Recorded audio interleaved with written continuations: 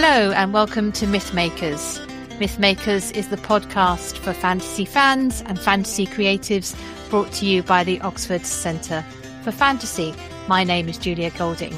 I'm the director of the centre, but I make most of my living as an author. And today I'm joined by Jacob Rennaker, who has come back for a third visit so we can discuss the films of Peter Jackson's version of Lord of the Rings. And if it's number 3, where have we reached, Jacob? Return of the King. Oh yeah, well you see, he's obviously an expert because he gets the question. Yeah, the third one. It took me a second. Yeah. I was like, let me just 1, 2. Okay, yes, the Return of the King. Yeah. So what we're doing in these podcasts is looking back with the perspective of the 20 years on. We're thinking particularly about the creative choices because we're about the writing really of these and the filmmaking. So we're thinking about where the room is to do a different adaptation, if anyone's going to take it on in the next decade or so, but also what actually happened back 20 years ago, the choices, the casting, the perfect moments, and so on. So first of all, Jacob, this is a bit of a softball for you. Where does this come in your lineup of the films? Yeah. The 3.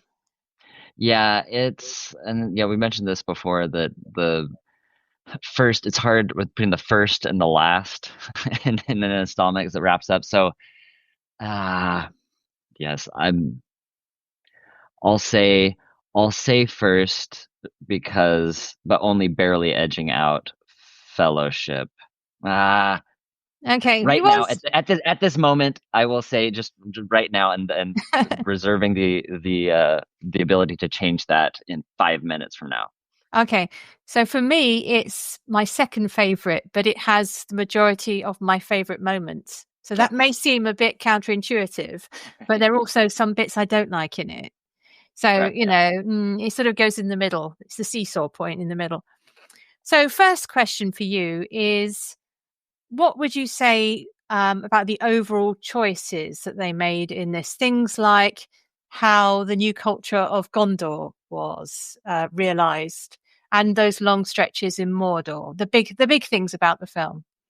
Yeah, those were good. I mean, of course, visually with Gondor, the set, was incredible. And I thought, those are the costuming as well, right? That really seemed like a unified kingdom right there. So so I appreciated that, and that kind of, and the whiteness, right, of all of that, and the shininess of the plate armor. Now, whether or not plate armor was something that Tolkien imagined is for Gondor might be a bit of a debate, but at least there was that, just like a shininess, brightness, contrasting your scenes of Mordor with dark, darker redder palette there. So so I thought it was a good contrast. But even though you have at Gondor, it's still not perfectly white and shiny, right? Seems like it's decaying, right? And especially with the image of the tree there in that courtyard, you kind of this white, pristine, almost sterilized courtyard, but it's kind of falling apart. So I thought they did a good job of contrasting the a light and dark, but even with the light, it wasn't an kind of unsullied light. It was there are cracks and fissures showing that this is a kingdom that's clearly in decline, but juxtaposed to Mordor makes it, I think, seem brighter by contrast, but still that you see bits of that Mordor, the kind of corruption that are there even in the kingdom. Yeah, it's very much a bone white, isn't it? Yeah, right. It's the black and white aesthetic to the Great Hall, which sets the tone.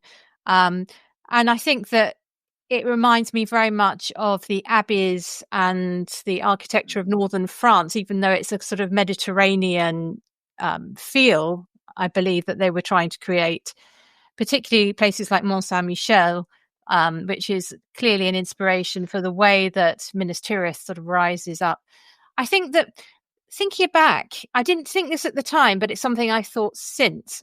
One of the things which I feel somebody could do if they're trying to find a room for, well, how do I make this different, is that Minas Tirith stops very abruptly at the wall, whereas in the book there's a reference to the not Deeping Wall, but a wall around the field, plus evidence of farming and that kind of thing.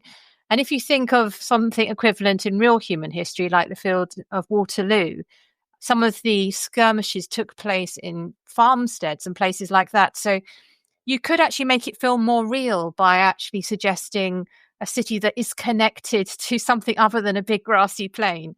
So that's the one thing which didn't bother me at the time. And I know that it's much simpler to put CGI on a landscape which is just basically grass.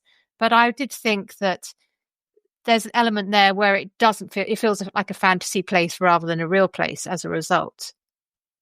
Yeah, no, I agree. And I think that for me, in going back to Two Towers for a moment, I think some of the most effective moments were just tiny moments where you have at right when we got to Rohan, and you see villagers that are being terrorized, right? And so Yeah. you see these children being placed on a horse by a weeping mother. So it was those, kind of every person who is what is it like for, quote, normal people to live in this world, whereas usually we're having this heightened sense of characters. It's your Aragorns, it's your Gimlis, your Legolases.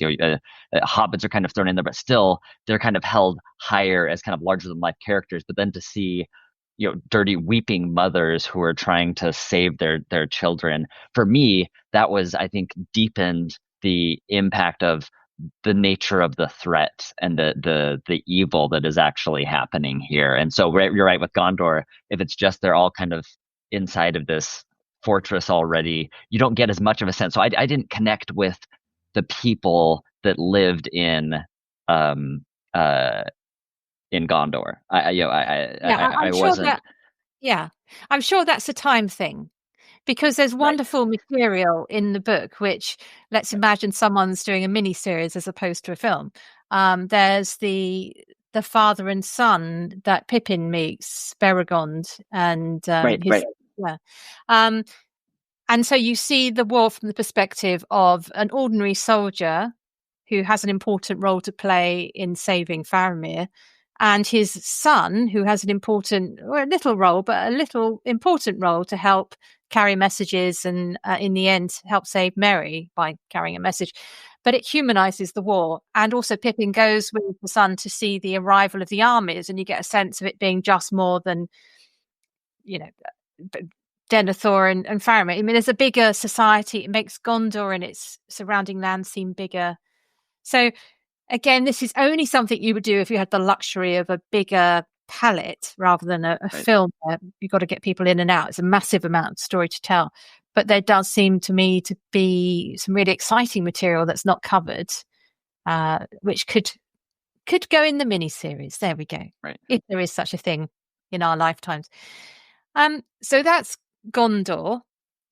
What about the way Mordor is handled? Because that, I think, is a real challenge, because it's meant to be hard and it's meant to be that just relentless suffering. But putting that into a film, of course, means that you don't want your audience to suffer boredom or just the sameness. I would imagine it's like probably the most difficult thing to do. So what did you think of the Mordor parts? Yeah, I thought they did a good job of intercutting, the two bad struggles that are happening. So I thought that was a good use of intercuts to keep the audience from getting bogged down in that oppressiveness of Mordor. Because really, that's I think the sense that I got this time when I was watching it was, a sense of kind of a suffocation or oppressiveness, because you can almost the air is hot, it seems like, right? And so you're almost drowning in air, and the weight of what Frodo's carrying. And so if you're so in one way, if you would have just focused on the Mordor portion for longer portions, then right, I can see people that becoming a bit tedious. But I thought the way that they were kind of flashing back and forth between the two events was good, as well as thematically, as it's following some of those themes of struggles, leadership, and then by contrast as well, right, with Aragorn as king and leading, mustering this giant army with Sam and Frodo. So visually going back and forth between the scope and scale, because as on the one hand, you have this massive kind of traditionally epic battle feel, uh, where the stakes are actually lower than the smaller scale battle. That's where the stakes are at their highest, or almost cosmic in scope. And so seeing both of those kind of going back and forth, juggling those, the dissonance between the weight of the struggle and the degree of the stakes for both of those was something that was more pronounced in my most recent rewatch. Yeah, I think that one of the things I appreciate is the quite daring, but I think very good use of little touches of humor in the Hobbit story. I'm thinking of the moment when Sam is going up the stairs to save Frodo from the tower, and he's making this sort of noise which echoes, and they're expecting this enormous warrior to approach, and then it's just the little Hobbit. And he strikes a blow for his gaffer. I mean, those moments of heroic behavior, but with a lovely sort of smile of the Shire value, I think a really good way of doing it. There's another moment when they get caught up in, they're mistaken for orcs, and they get caught up in the march, and they're trying to escape from the column that's going to the battlefront because it's the wrong way. And Frodo's sort of saying, hit me, hit me. And he's sort of, there's the comedy of them having this moment where they're using their Hobbit intelligence to escape from it. And it's, I think, very beautifully done. I think, granted, it's difficult material because of its darkness, and it's, in fact, it's just two characters, and then, obviously Gollum at the end. But I think that they did really well on that. So, hats off to the script writers and the film people for actually doing that bit. What's interesting comparing it to the book is there are some little moments where they get pursued by named orcs in the book, which I always enjoy reading, because they also give you a moment when Frodo and Sam overhear what might be going on outside, which I think is a very good reading experience. But I can see why you may not bother with those as a you don't want to string it out too much. It's hard enough getting to the mountain.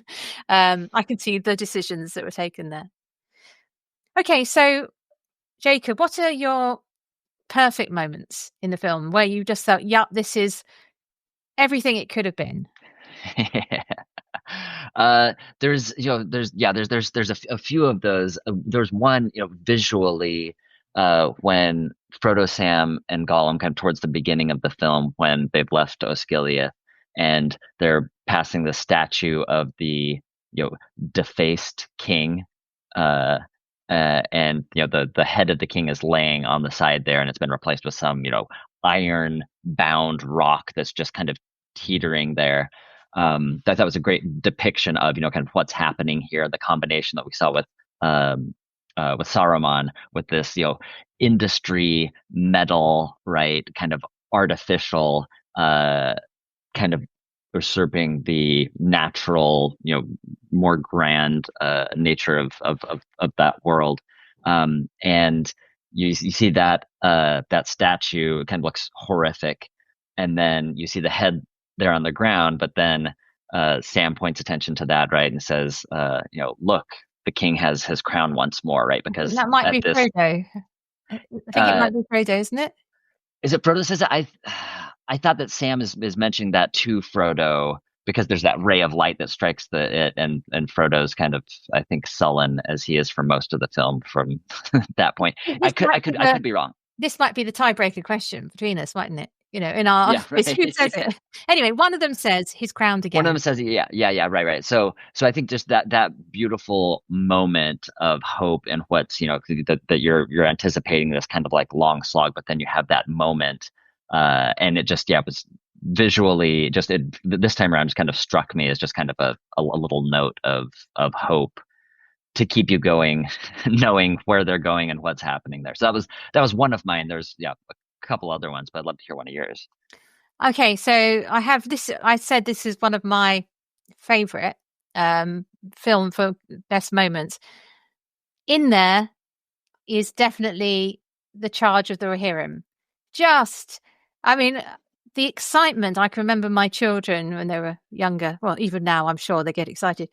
Just waiting for the Rohirrim to appear on the horizon, and then that fantastic speech, which is from Tolkien by Bernard Hill, Theoden.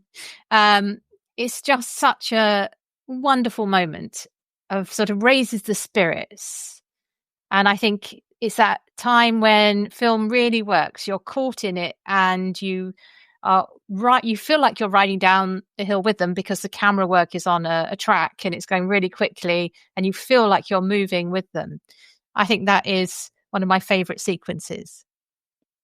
That's a great, yeah, that one's great. And there's a couple of the other kind of army related one. Aragorn's speech to the soldiers of the Black Gate is another one that always kind of Oh no, lifts. I hate that. Was that one? That's one that you hated? That's Oh, my fail. I mean, talk about you're trying to get people to go on basically a sort of nightmare, probably dying mission. And you say, oh, there will be a day of shattered spears and you're all going to be horribly killed. And everyone's thinking, we're going to be horribly killed. Then he says, not that day. And I really dislike that. We all howl in my family when that comes on. when that happens? Oh, So for me, that is in the you should have stuck closer to Tolkien. But you like it. I mean, this is where you see we're trying. The point of having a discussion is it's a that we don't discussion, agree. right? So you like that, do you? It Right. works for you. I do. Yeah, I do. I mean, it's a failed, a failed mission. It's a suicide mission, and just finding some sort of hope, right? That the day that you're holding, right, by all that you hold dear, that you're standing for something. How do you keep somebody's hopes up in the face of the hopeless? I think, yeah, I like it.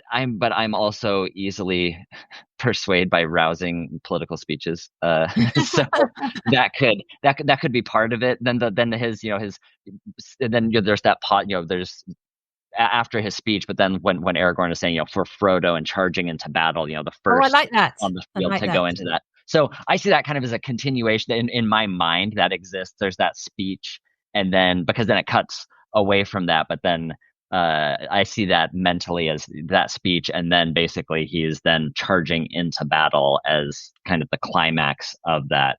But that's how my imagination works. So Okay, I got another favorite bit, which is the lighting of the beacons, and this is partly to do with the fantastic Howard Shore score that mm, underpins it. And again, this particular film I always associate very much with communal watching in a family context, with us all being really excited and involved. Unlike it's just this film, I think, has that quality to it. And there is a spot where the light is going to light up on the horizon as the camera goes across this fantastic New Zealand Middle Earth landscape, and you try and think, where's some poor guy up the top of a mountain with his torch going to be next? But it's just got a feeling of it connects the two locations, which is a very simple device, but it has that majesty to it and sense of the vastness of the world. I just love that bit, and I love that piece of music. It's probably might be one of my favorite themes from the whole of the trilogy. yeah, yeah, and that's something that you can only do in film, right? Yeah, That is yeah. difficult to capture that same scope with the sound, right? So the visuals, the sweeping visuals accompanied by that swelling score is something, yeah, that I think they leverage really well in this film adaptation to give you a sense of the grandeur and the importance of that particular moment. So yeah, agreed. I mean, I can go on. Another I can bit, go. I'll just do one. Yeah, yeah, you do with one the now. Sam.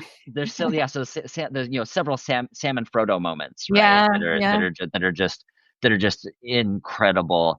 But one uh that I think visually and with the scoring that I think worked really well is when so Sam and Frodo are just by themselves at this point, kind of the final stretch there, and they're clawing their way up Mount Doom. At that point, Frodo and Sam, Sam's kind of laying there, and Frodo kind of gets up, and he's clawing himself up, and then he collapses, and Sam's, coming up. But as Frodo's climbing up, and kind of by himself now, you hear the Shire pipes that start going in this, bleak landscape as he's, giving this last ounces of energy, and just that sound of the Shire pipes is, so incongruous with these, destructive, oppressive, dark, suffocating surroundings.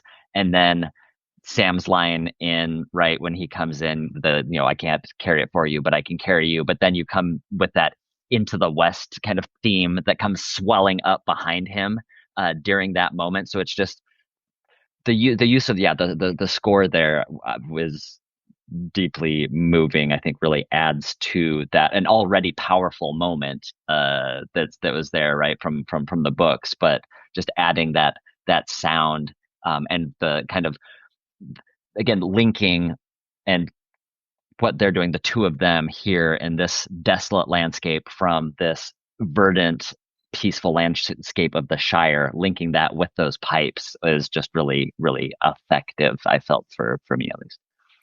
I mean, we could just go on raving about the good moments because there are plenty of them. And I think that almost every character has a really good moment. I'm thinking of Pippin singing. So I don't like the rather overplaying the John Noble Denethor eating of the blood coming out of his mouth. That's a kind of, we get it. He's eating, but but the sweetness of the song with the montage of the cavalry riding towards a hopeless, impossible aim of trying to retake Osgiliath. I think that's very good. And Merry, of course, has his moments in the battle, helping out Erwin, who also has her best moments. So, there's some fantastic, really, I think they actually have done those moments really well, the whole Pelennor Fields aspect and the way that the narrative of the battle is told, because battles are confusing. And a lot of it in the book, of course, is done as a song by the bards of Rohan afterwards. So they haven't, in a sense, they've tidied it all up into a narrative. And I think Peter Jackson does have a very good skill of making it so we can follow from character to character in a battle, so you don't lose where you are. And that's incredibly difficult to do, I'm sure. I think that's, whereas in The Hobbit, if I can just sort of step out of Lord of the Rings, I found that the Battle of the Five Armies, it just went on far too long. I thought it was overblown. There was too many battlefields. It just kind of went all over the place. This one, it seemed to serve a narrative purpose all the time, rather than here's another cool trick I can do with a chariot. So, and the Oliphants are pretty good. I think we mentioned last time that the Legolas downing the Oliphant was a good sequence because it was earned by the role he was playing in the battle, rather than, Right. So let's think about some of the differences between the book and the film. Bearing in mind, we are acknowledging you can't do everything. But it does start, there's multiple starts and multiple ends, which I think we should talk about. Of the starts, I think the very first start is with Smeagol and Deagle fishing from a boat, which is a surprising start, which I think is quite a good way of surprising the audience. I do remember finding the violence of actually quite an extended scene of somebody throttling somebody else quite difficult, particularly watching it with a family. It was one of the scenes here comes the mum. I would skip that and also skip Shelob just because of the nightmare factor for the kids. Shelob, I think, is earned. The Smeagol and Deagle thing, because it's Hobbit on Hobbit, does seem to be away from the more fantasy cartoon violence. So it's problematic. I can see why you want it, but I don't enjoy that. I don't enjoy that scene. There you go. Yes, yeah, agreed. Yeah, it is difficult to watch, and I do so. And this is something I'm sure we'll talk about at length a little bit later. But showing violence in the Shire, specific, in a Shire related, landscape, something showing the violence that can take place there because of the ring or as a result of the ring, that evil can work its way into the most pastoral of settings because of this object of power. So I can see, again, like you said, like I can see why they put it in Mm, there, but you're absolutely right that it is kind of a departure from like human, elf, dwarf, hobbit on orc violence, or cave troll, or right. yeah, Usually you're not dealing with humans. The only time you really get human on human is a little bit in Two Towers, where you see characters with worm tongue and yeah, some of what he's doing there. But and Denethor is, kind of a human on human villainous character in the films. This is what you're seeing visually, but you're right. It is, it is a departure. It is unexpected and difficult. Yeah, I probably wouldn't, for my thinking of my little one. I won't yeah. have him watching that It's anytime soon. true though, isn't it? I all mine are grown up now, but at the time when they were sort of older children, um, you, you're sort of watching it with the eyes of what do I want them to see. Yeah. Um, uh, that was an element which I think it's not so much it's the fact how long it goes on for and how Mm, graphic it is that yeah. he's throttling this person.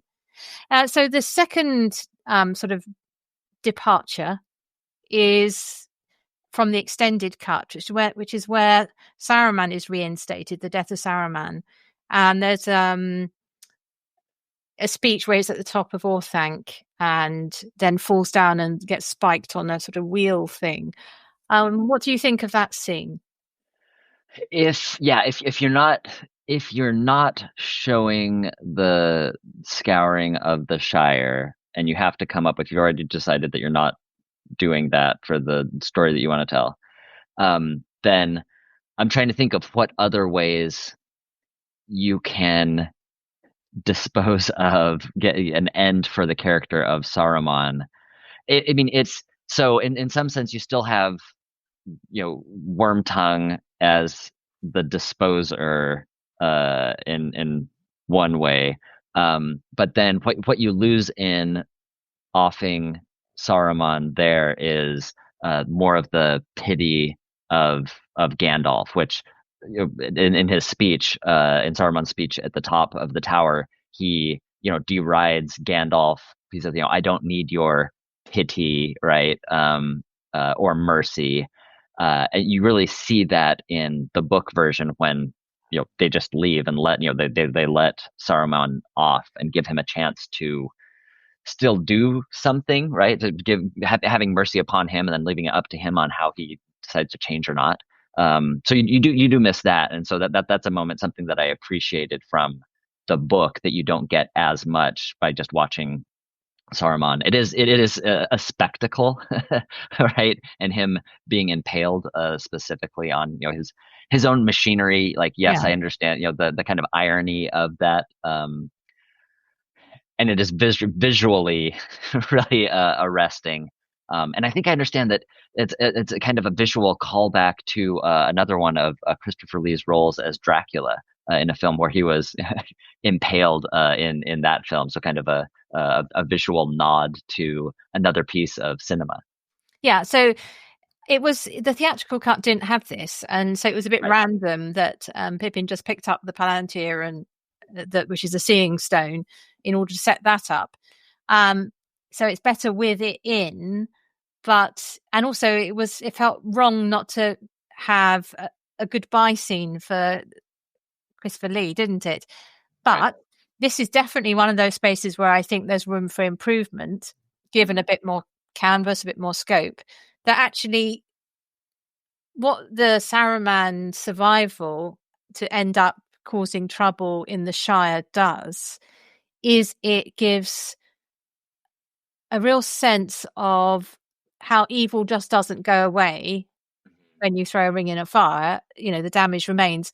But also it gives Frodo his moment of fullest maturity, when even after there's an attack on him, right at the door of Bag End, he says, "You were great once." And that's his moment of greatness, is when he says that. And I'm sure we're not spoiling the plot for anybody. Grima then attacks him, and then the hobbits shoot Grima. So it kind of wraps it up. And I would really enjoy seeing that moment, because whilst Frodo's been rising up into being a sort of bigger soul, Saruman's been diminishing. And I think that gives that moment. Because Saruman is a Valar. He's more than just a wizard. He's almost, he was a sort of archangel-y messenger of the gods kind of person. Yeah, and that's one of the themes I think that the film does well with the character of Gandalf, right? Just going back to the background information with Valar, with or with Maya, right? With Gandalf being a Maya, right? That yes. And correction. Let me correct that. Right. Yes. Yeah. I meant to say Maya. The Valar are like the gods. The Maya are like the next rung down.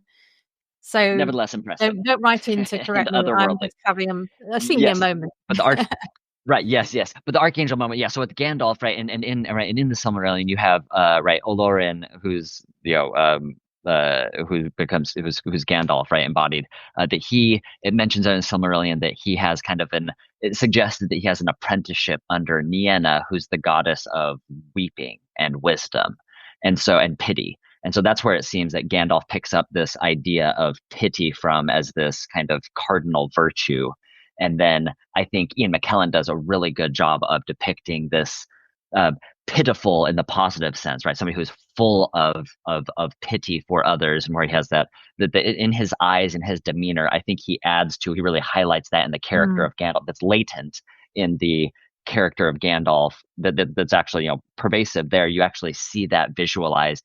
And then Frodo, right, picks up that idea when he spares Gollum's life later. But then you see that, I think, fully realized with Saruman, where then instead of having a Maya kind of teaching him about pity, this hobbit, you then have a hobbit who's displaying this fully realized sense of pity to this otherworldly superhuman being who was at the height of its power earlier. So I really like that, like you were saying, giving Frodo this moment, showing his full moral development. So you see him as just like courageous development, right? If you're looking at that as a character aspect, that's what the films depict well. But in terms of his moral development, I think you do get a fuller realization of that in that scene that you were mentioning in the Scouring of the Shire. Yeah, this isn't a criticism of Peter Jackson choosing not to do that, because I think he just had too much material. But I'm just pointing out where I think the room is to do something different and interesting. Something more. Yeah, that's the point here. So that does actually take us to the problem of the endings of the film. And this is why it doesn't make it as my favorite of them. Because I remember watching it in the cinema, and we have a sort of whiteout when Frodo is sort of passing out on the ashy slopes. He wakes up and is in a bed, and there's quite a long scene of slow motion people coming in, and then there's a coronation, and then there's a flying up the map, and you're thinking, is it the end? And then there's riding into the Shire, then there's down the pub in the Shire with the sense of Sam going off to speak to Rosie Cotton. Then there's Frodo writing in a book. This is all the end. Frodo writing in a book and suffering. He's ill. And then there's the ride to meet Bilbo, who's going to the shores as well to catch the boat. And then there is a long scene of farewells on the shores. Now, each of those scenes has something good in it and something I wouldn't want to lose. But the problem is I think there's another blackout scene as well. Another sort of moment where you think, oh, this is the credits are going to roll. Right. It doesn't leave. you keep saying, is it now? Is it now? And I remember thinking in the cinema, this is, and I'm a passionate fan of, the whole thing. I remember thinking, this is going on too long. That it's just not working. Where do you think, what do you agree? And what would you have done? Yeah, that's a good question. Definitely, I think visually they do, using the conventions of film with that, especially like a fade to black. That's usually denotes the end, kind of a hard stop on something. So using that, yeah, certainly, I think interrupts the sense of flow that could be there in some of those scenes. So it really is difficult because you want to have all of these different moments, and so I think it's an attempt to have it always, have it both, not just both ways, but always, right? With kind of having there's almost, yeah, like a traffic jam, kind of of endings kind of piling up one after another in one sense. Yeah, in another sense, I mean, because like I want to live in that world. I want to be there, and so I get a sense, after each of the endings, like can I please just get one more? It's like an encore, when somebody leaves, You like it. a musician You're the when they, I like the fact that there is more of it. It is, but it isn't as smooth, and I think as narratively as you could. And I think, yeah, so it'd be interesting if you had to try to reconfigure some of those different endings. Is there a way where, like you did with the Mordor and Gondor battle struggle sequences, is there a way that you could intercut some of those farewells that would be compelling? I'm not sure, because I think for endings, usually, right, you want to like linger with the character and have kind of more extended dialogue sequences, and that's harder to do with intercutting. But it would be interesting to say, like, is there a different way to do this? yeah. I'm If you wondering had the flexibility. I'm wondering, hearing you talk, actually, if the problem isn't so much the number of endings, it's the fact that we get the music and the signals that this is ending. It's a bit like you applaud a piece of classical music before the end because you've taken the final chord as being it, but actually no, there's a coda which you didn't know to expect. And I think actually the signaling, the filmatic signaling, is a bit wrong there. Yeah. And there's another way of doing it. I can also, in this other world I'm imagining of the miniseries with much more time, you could make a real virtue of it and have your sense of, say, the message is, just because you kill the baddie or break his power, it doesn't mean that things are over. That this world, and you could actually make that a really interesting part about that, because it would give more space to breathe for some of the relationships which kind of get shunted into sort of a very rapid wedding bells style of solution. And actually there's some Right. much more interesting reflections on that. Mm-hmm. So Yeah, I think absolutely. And one, the signals are wrong. And yeah, that's a filmmaker yeah. thing. Yep, absolutely. And one of the endings with one of those that you don't really get is a moment with a pair that you've followed from the beginning, which was Legolas and Gimli, right? The development of their Yeah. relationship. You don't really get a good send off of just those two as a pair that you do have mentioned, right, in the book, that they're kind of going off to together for a while, and then the possibility that the two of them then go into the West together, but not explicitly, but that it is said, some say that Yeah. this is something that could So happen. So that, in the book, Gimli and Legolas have an agreement that Legolas will take Gimli into Fangorn to show him the appreciation of trees, and Gimli right. takes Legolas into the caves at Helm's Deep. The problem they have is that Gimli doesn't go in the caves at Helm's Deep because of the way the narrative works. Eowyn's down there with the women and children. And you don't, even though there are beautiful caves, you don't get the chance to establish that for Gimli, this has been one of his peak moments in the journey, is discovering these fantastic caves. Right. Yeah. But also one thing I appreciate how difficult this is. I mean, this is we're being very picky here Yeah. because we just reorganize it just, in our armchairs. But one thing that which I did think was done well in the extended edition, which was cut from the theatrical, is just a couple of moments with Erwin and Faramir establishing what they mean to each other. There's a Hmm. And I think actually that's one of the ways, that's one of the good things that you could have done more with, because Peter Jackson chooses some key moments. So they're in the Houses of Healing together. They have a moment when they're not sure which way it's going to go. Hmm. And they find comfort in each other. And then they're standing together at the coronation. And if you're going to do a compressed version of their relationship, that's quite a good way to go. I think the problem with the Aragorn and Arwen story is they spend the entire story apart, and they try really hard to bring a connection with some of the scenes that foretell Arwen's future. I mean, I enjoyed watching those because it delved into material from the appendices, and that was a bit of a geeky thrill to see that. But I think there is a really difficult problem making us feel that relationship it's just they just don't have the time together, which is a shame. It's just the way the story runs, and so perhaps I can't suggest putting more in because that would have just made it even longer film. I think that was one of the less successfully handled love stories because it did sort of vanish really below Yeah. the weight of the other narrative. Right. Yep. Yeah. Agreed. And especially with somebody as great as Eowyn that you spend so much time with Mm. earlier, in the previous film, and then on the battlefield, I think it would. So yeah, I think that she could have had a slightly better send off.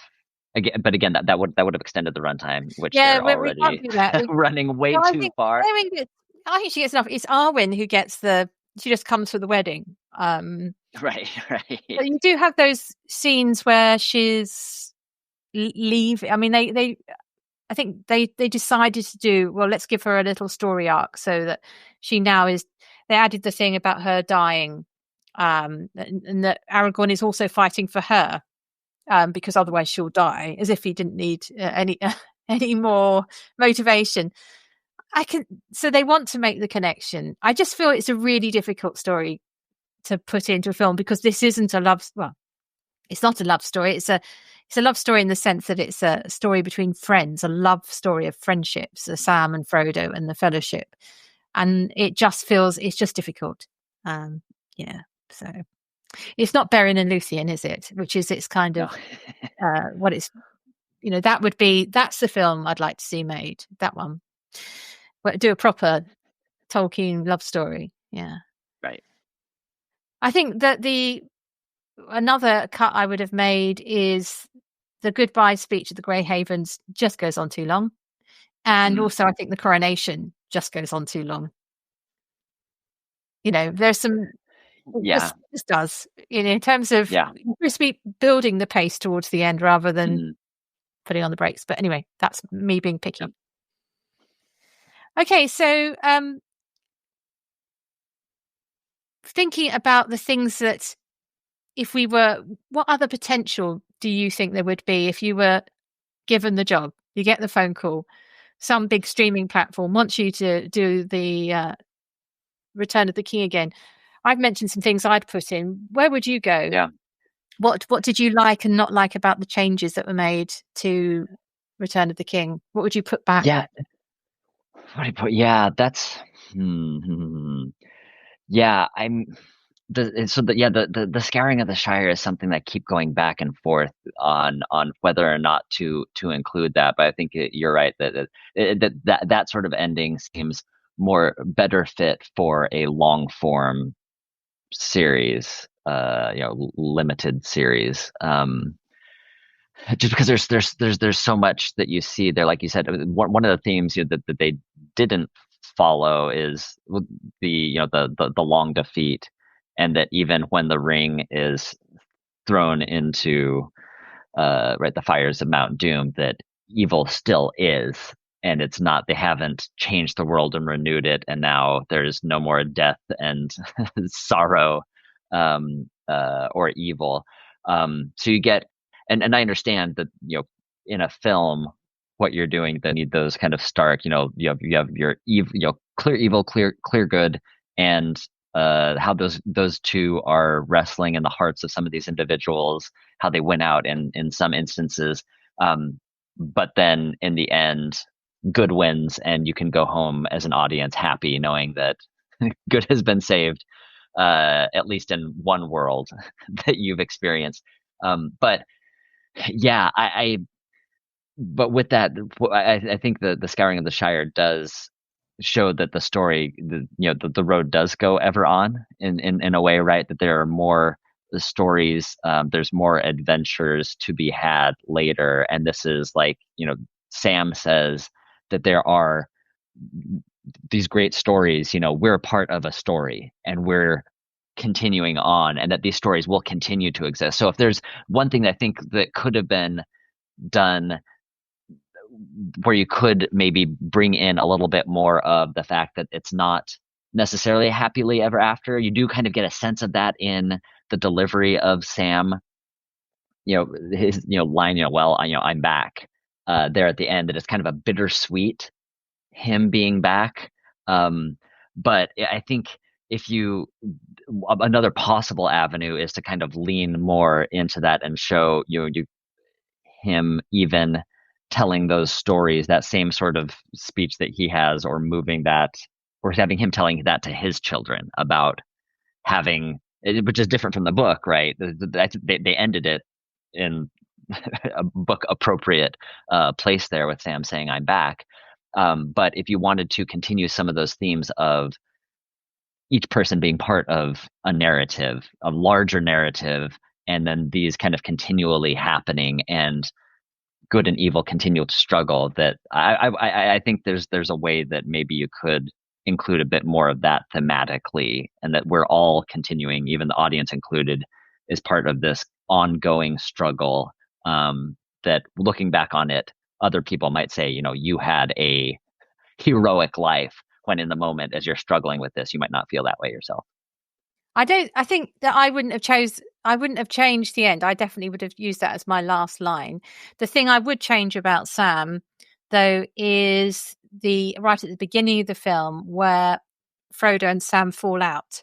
I know they did this for narrative purpose, to get Frodo on his own in Shelob's lair, but actually I think it works really well in the book, where the two of them are so terrified, and doing it together. I think that really works, that passage. So I'd like to see a version where they don't fall out on the stairs. This is where there's a bit of a character wrenching going on. We were talking about how Faramir in The Two Towers had to sort of pushing into a more violent version of himself. He's back at, interestingly, in this film, he's back as the Faramir from the book, after that little foray on the dark side. But in this film, it's set up that Frodo is already so sort of impressed by the ring that he distrusts Sam, and that doesn't happen in the book. And I think that breaking of the trust then actually takes away the power of him right at the end breaking away from doing what Sam wants him to do. I would have held that moment till then, right on the crack of doom, literally, that even Sam can't get through to him. And so it's kind of done a bit early. So that's what a thing that I would suggest, that it's possible to redo and have a really good, powerful, scary, we've seen the equivalent of the horror films of two people going through the haunted house. If you're both equally scared, it's equally terrifying. You don't need to be on your own. So that's what I think I would change that, because I think that narratively it works better for Frodo to have his moment of breaking right at the end. Right. Yeah. And that's something, with the, we mentioned these kind of triads that are set up, right? With Gollum, Sam, and Frodo, and, Denethor, Faramir, and Boromir, and Aragorn, Arwen, and Eowyn, as these kind of triads of these dynamics between those different characters, that Frodo, Sam, and Gollum that to make them more to make it more of an equal triangle, having Frodo kind of split between Gollum and Sam, and so introducing more tension between the characters dramatically. I can see why they did that for that purpose, but in making that choice, it's done at the expense of this deep, like you said, trusting relationship that has developed between Frodo and Sam, between all of them. So you do lose something there. It's done at the expense of that relationship and the beauty of that relationship. And that's seeing that. I agree that maybe seeing that point, that split done at the very end, when you think that's the one thing that Frodo has to save him is Sam, and Sam, him and his relationship with Sam. It would be, yeah, I think more of a gut punch, an emotional gut punch than it is as it is presently in the film. But it's just a Yeah. trade up. But you get that gut punch earlier, and so it's where do you want that falling out? But I would like to see the version that you suggested. Absolutely. Yeah. So there's always more to talk about. We've talked for quite a long time about a film which lasts 3 hours or something, isn't it? In the uncut version.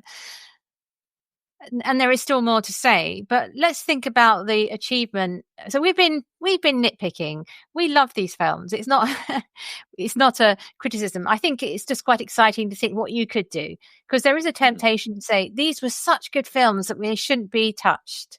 You should leave them as they are. Nobody else need come along afterwards. But I do actually think, when I've thought about it at length, that if you say, well, let's take a different pace, let's take in a different canvas, I do think there is actually scope. And plus some of the things which feel a bit CGI like the Black Gate, where the land falls away beneath all but the good army, that always feels like a video game to me. That the way it's shot and everything, it doesn't feel. And I'm sure these days we've come on 20 years time, I think you could probably have another go at some of the CGI as well. But anyway, what do you think about the Return of the King and its the fact that it won all those Oscars? Was it a deserved Oscar win? I think it got 11 Oscars. Do you remember? Yeah, Like, just that third, yeah, 11, 13. I think it was an odd, some sort of odd or prime number, that was more than 10. I can't remember exactly. It might have been 13, but yeah, I think, and again, yeah, because they were all kind of shot concurrently. So I thought it was well deserved. What I didn't, you didn't have, I believe it was Ian McKellen, was nominated for Fellowship, um, uh, for an Academy Award, but not for Return of the King. When I argue he should have been as well. Like there were a few kind of oversights, I think, but I overall, yeah, I think it was a marvel, a miracle, a miracle even of cinematic accomplishment there. So I think it was absolutely deserved, and it wasn't just kind of a pity awards being given for something that had just taken so much time, but just the ambition. yeah, special effects or something. Even in that, I think it won everything except acting awards. And there is a yeah, problem, I think, in the Academy of giving, in the Oscars, of actually giving awards for acting in a fantasy film. They're very yeah, reticent. fantasy sci-fi, yeah, Yeah, they're yeah, quite quick to exactly, give awards to people who do things where they're changing their bodies physically, but within a real world context. But if you right, become a wizard, suddenly you're counted yeah, out. So I think it. I think it deserved the awards, because I think, and the awards I think were a recognition of the whole trilogy. Really, I think that's what exactly, happened yeah, there. It was kind of, okay, this is our last chance. We got to do this, and I do think they completely rose to the challenge. So, I mean, my last comment I want to make on this is basically, well done. These films deserved the Oscars because it was a recognition of the whole of the trilogy, and Peter Jackson and his team brilliantly rose to the occasion. They, as a Tolkien fan who was worried about what they would do, for me, they really achieved so much, and they were really respectful of the material whilst making changes which they felt were necessary. I don't agree with all their choices, but I can see why they made their choices. So it's just because of debate about, not everybody makes the same film. That's the whole point. So I think they are definitely, they're still my favorite films, but I still think there's room for more. Mhm. A little bit more, as Frodo says. And that little bit more is somebody else having another go. I Right. think that, in a decade's time, I'd be quite ready to watch it. So good luck to whoever that is. Right. Yeah, exactly. I would love to see too. And similar, yeah, hats off to them. It was like I mentioned in the first podcast, this was my first introduction really into the world of Tolkien. And so it was, I think, for me, and I'm sure for a lot of others, kind of an ideal entry point into a world, a brilliantly imagined, painstakingly created, lovingly curated world that Professor Tolkien um, spent so much time, put so much heart into. I'm so incredibly grateful that so many people took this so seriously, created such a lived-in, convincing world that I could step into and fall in love with, and that led me to reading the books themselves, and then everything else that the good professor put his hand to. So it's been really enriching experience for me. So if for no other reason, I applaud it, and it holds a preeminent place in my heart because it introduced me into this broader world that Professor Tolkien created. Yeah, Tolkien had the theory that we were sub-creators. And just as my sort of coda is, one of the things that Peter Jackson created was an environment, a story around the making of the films. So not only could you watch the films as a fan, but you also had the pleasure of doing, I think it's the best behind the scenes coverage of any film. It certainly raised the bar extremely high. If anyone's followed on, it's because of him. So that not only was it like the film journey, but you also had a sense of the journey of the actors and the stagehands and the people who did the set design and made all and that in itself was a creation and an achievement, which I think would, and the sense of New Zealand getting behind it as a sort of, that whole fun part of it. So I enjoyed watching the creation of the film world around it as well. And I think that would be very, very hard to replicate in future. So that might be, in a sense, its most unique contribution in the long run. We'll see. Yeah. So good luck Well, to thanks whoever very does much. this next. Yes. Yeah, that's right. I mean, I haven't heard that anyone's in the frame for doing it, but I would imagine it will happen. They've just announced that they're doing a anime of Rohan today, at the day we're filming this. So clearly, other sort of mini series type things are happening. So we'll see.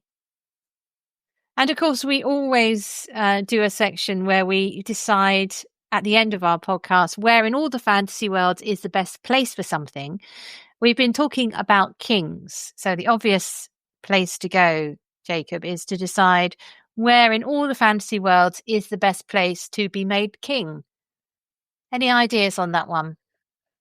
For me, I think I'm going to have to go with the world of fairy in Jonathan Strange and Mr. Norrell by Yeah. Susanna Clark. I think the Raven King there, it's an incredibly mysterious character, incredibly powerful. You don't get to spend. He only appears. I don't want to give spoilers, but you don't see a lot of this Raven King if you do or do not see him. Again, I won't say for certain, but if he appears and he carries a tremendous amount of weight without having to do too terribly much. So if you're looking for maybe, I don't know, a retirement or a vacation destination to be a king where you get all of the glory and the weight and the kind of aura of awe and majesty and mystery well, not having to do a whole lot, then yes, fairy in the realm of fairy in Jonathan Strange and Mr. Norrell, I think is probably the best you could hope for. Yeah, some of the kingship gigs do seem a bit like hard work, don't they? I mean, Aragorn works really hard, and it's mentioned that he has to go around tidying up and, sort of reuniting the kingdom. It's definitely a post-war reconstruction role that he has. So maybe not so good. I think that there's some definite places not to be king, like the Game of Thrones world. No, not taking that gig. Possibly, I would like to be a king in, or queen.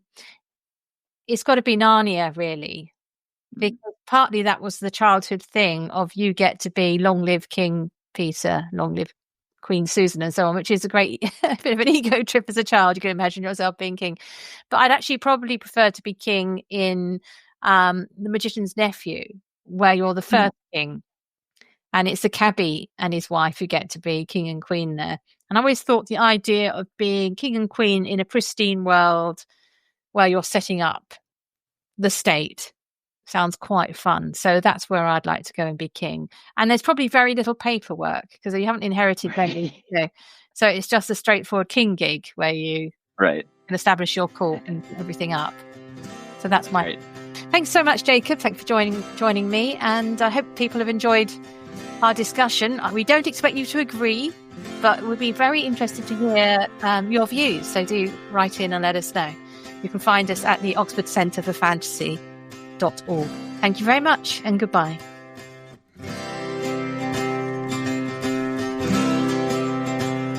Thanks for listening to Mythmakers podcast, brought to you by the Oxford Centre for Fantasy.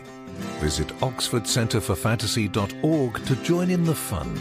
Find out about our online courses, in-person stays in Oxford, plus visit our shop for great gifts. Tell a friend and subscribe wherever you find your favourite podcasts worldwide.